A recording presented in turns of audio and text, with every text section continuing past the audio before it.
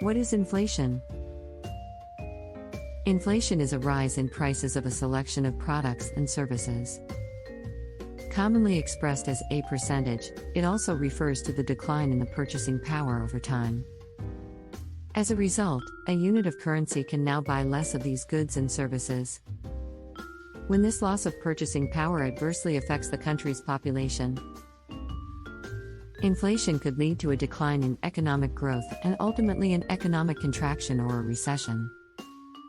According to economists, when the growth of the money supply consistently exceeds economic growth, it will lead to persistent inflation that then becomes a burden on the economy. In order to maintain acceptable inflation levels and a healthy economy, the nation's central bank, the Federal Reserve in the U.S., implements appropriate measures to control the money supply and credit. To measure the inflation rate, the prices of a basket of goods and services, aimed to represent the nation's total spending, are used to measure the change in their price levels over time. Changes in these prices are calculated, the results of which are published as inflation indexes by the Bureau of Labor Statistics, or BLS. Every month, the BLS publishes the most commonly used inflation indexes, which are the Consumer Price Index and the Producer Price Index. The Consumer Price Index, or CPI, is the most widely used measure of inflation. It measures the average change in prices paid by consumers over a period of time for a basket of goods and services. Financial markets, government policymakers, businesses, and consumers watch the CPI very closely. The Federal Reserve monitors the CPI to adjust monetary policy. Because it covers spending by a vast majority of the U.S. population, the CPI serves as an important indicator of the health and direction of the U.S. economy. The Consumer Price Index is also used in a variety of ways. From calculating cost of living adjustments for federal benefit payments such as Social Security benefits, to pay negotiations, pension payments, and income tax brackets. The CPI is used by businesses and consumers to make informed economic decisions. While the Consumer Price Index measures prices paid at the consumer level, the Producer Price Index, or the PPI, measures prices from the perspective of the seller, before the product reaches the consumer. While it is possible that inflation between the producer and consumer levels may vary widely, or even split and head in opposite directions, this divergence can last only for a short term, since producer prices greatly influence prices charged at the consumer level. What causes inflation?